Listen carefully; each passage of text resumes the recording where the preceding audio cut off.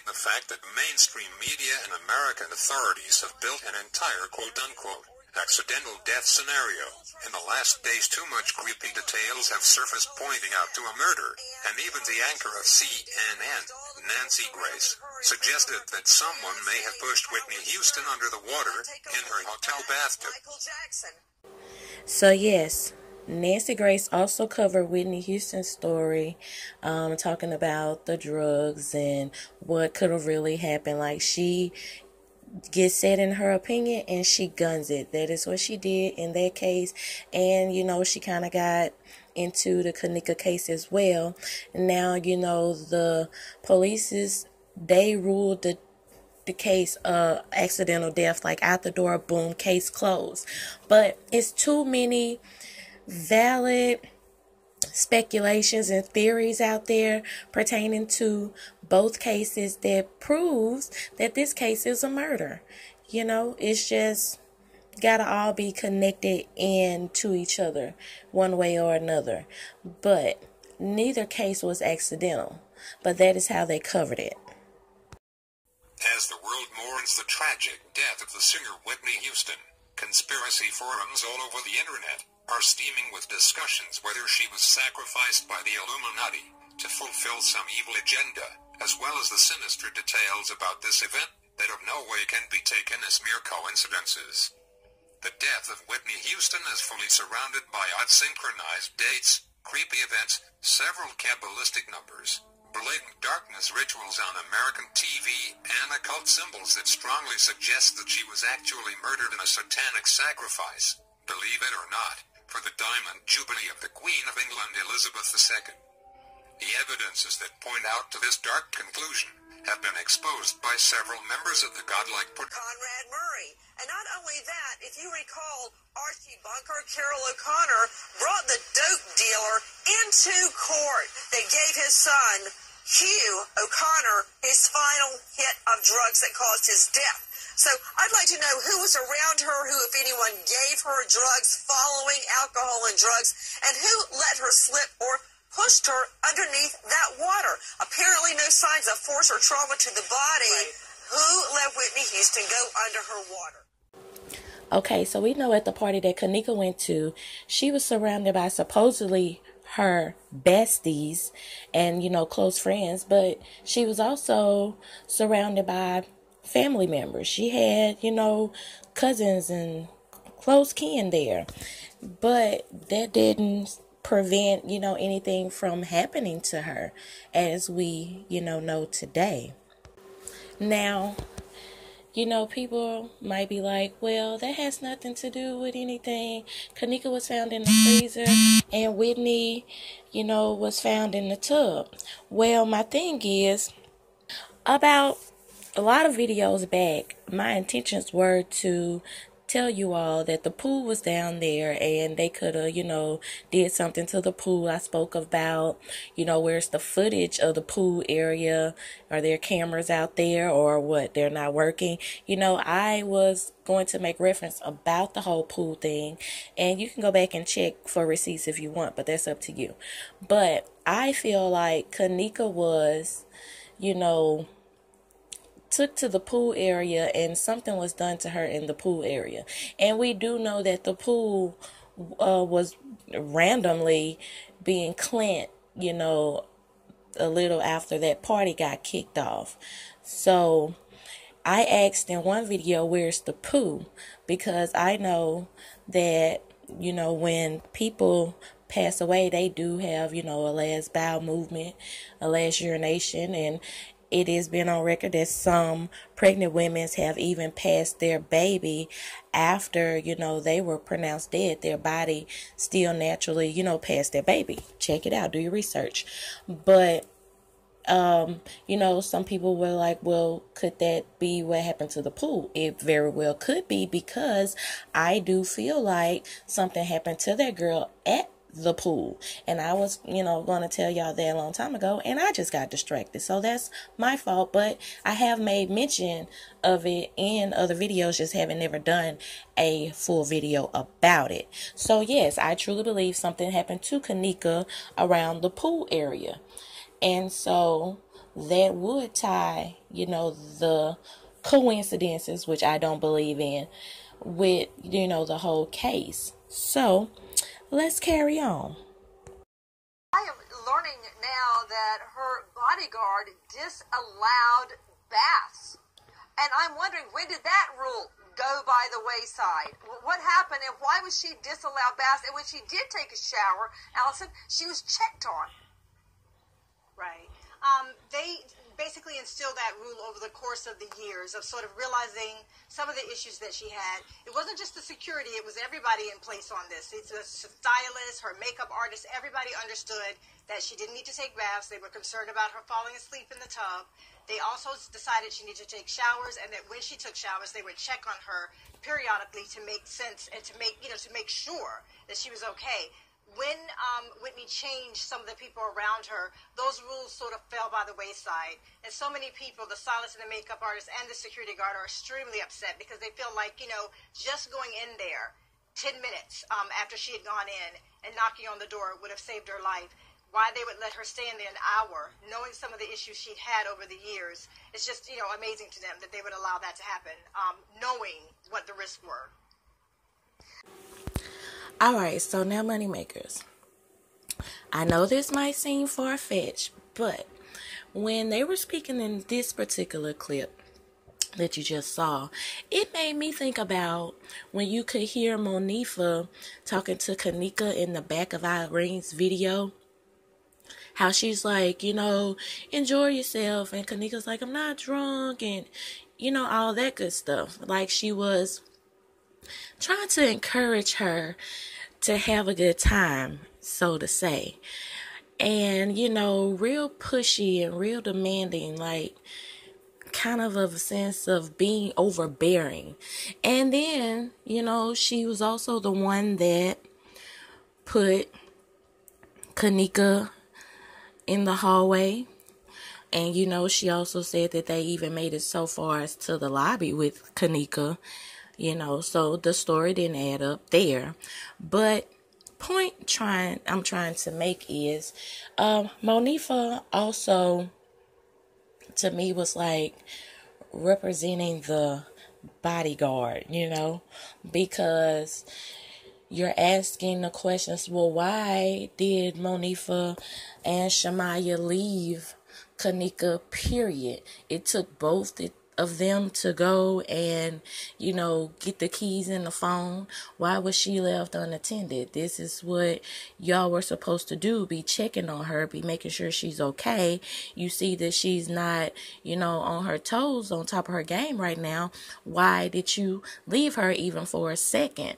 So the same thing we're questioning about those girls were questioned, towards the security guard. And, they had all these rules and stuff, in their clique, in their circle. Okay, well, the same thing with the security. And, the first set, they didn't, allow certain things. They randomly checked on her, and this and the other.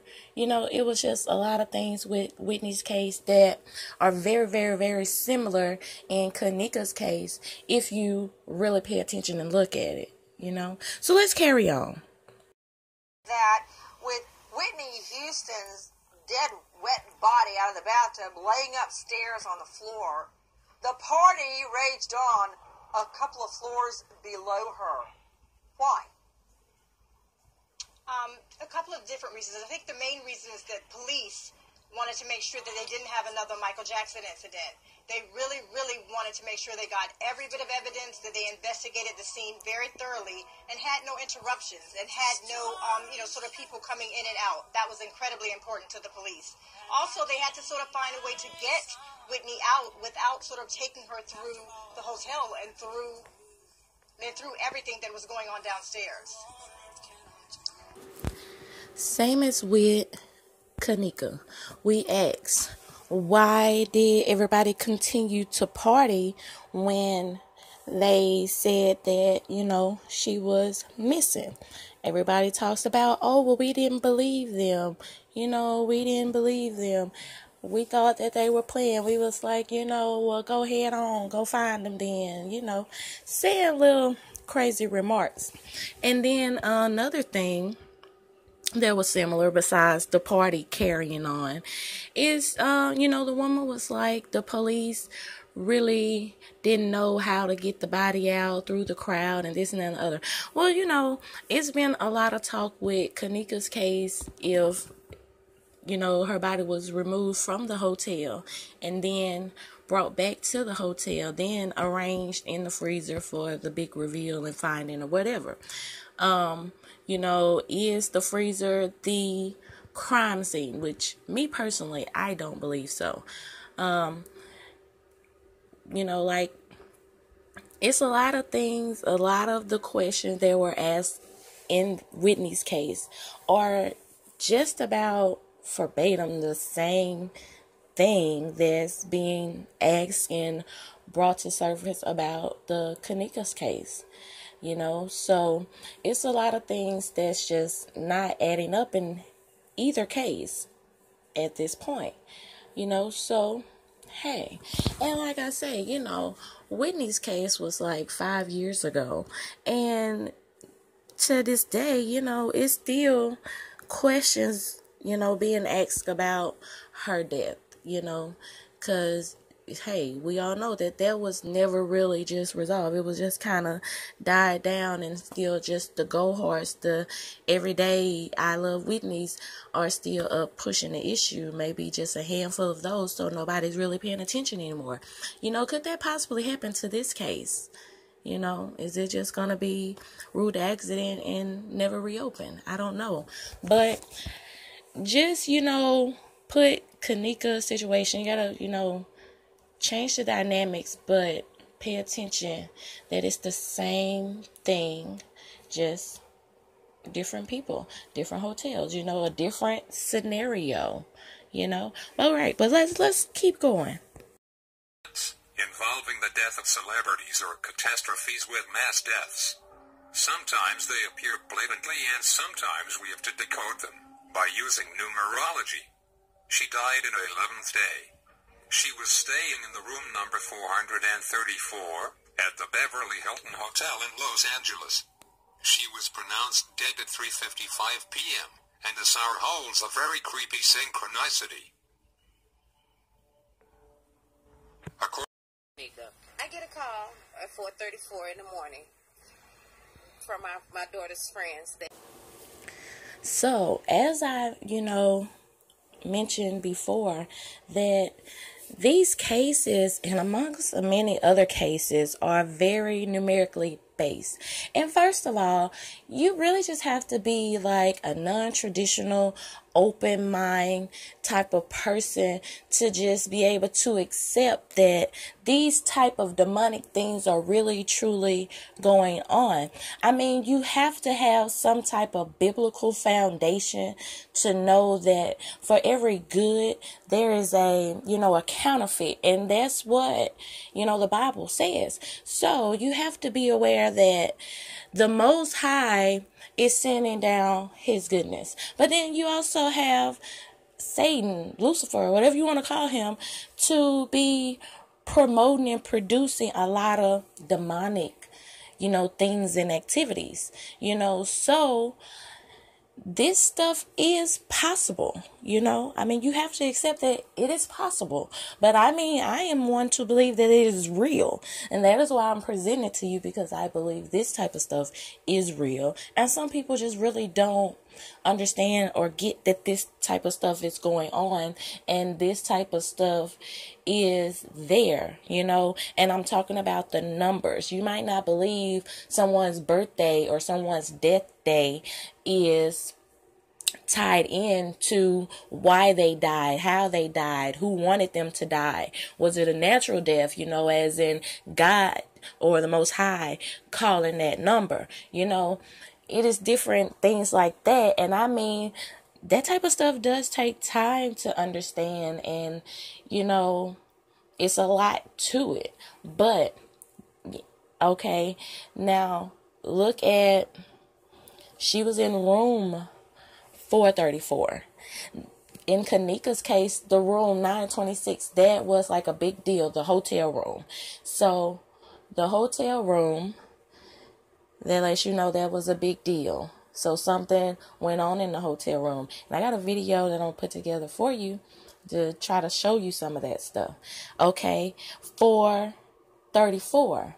What now does Teresa say that those girls called her at what time? 4:34. 4:34. Now, on the video footage, when they walk through the parking lot, if I'm not mistaken, at like 4:32, you see Monifa walking through with the phone. So you will want to believe, hey, she's calling Teresa. But you know what? Please stay tuned, because these next couple of videos, I'm just going to walk you down through some of that stuff. All right. And numerically, you know, how they are twisted. I'm going to bring you into some of that type of light. Okay. So the 4:34 number is an essential, critical, very important number in both cases. You get what I'm saying? No, y'all don't get what I'm saying. Y'all don't get what I'm saying. That's why y'all gonna have to wait to part 3 to find out more. I've had y'all long enough, money makers, and I know y'all already. And what I was basically trying to do was to try to get at least 1,000 views and at least 100 likes before I posted, you know, the next part. But it seemed like y'all be sleep on me, so I can't keep my faithful money makers, you know, waiting any longer. So I'm going to give it to you. But make sure you stay tuned to part 3, because I'm going to continue to show you signs and, you know, connections between the case investigations. So, all right, money makers, y'all already know what to do. But just do one for your girl. If you really like this video, please give it a thumbs up. I'm trying to get like maybe 250 thumbs up on this video. And I already know that I'm going to see, you know, some of my money makers down in the comments. But I mean, y'all get down in the comments. We're going to ignore the negative ones, you know, how we usually do. We don't really have to entertain it. Some of us are petty, and we do at times. You know, I have my moments. But, you know, we're just going to try to stay positive about it and debate on the possibilities of what could be going on with this connection as I walk you through some of the things I've been working on for maybe the last month, low key, you know. So all right, now you know what to do. Peace.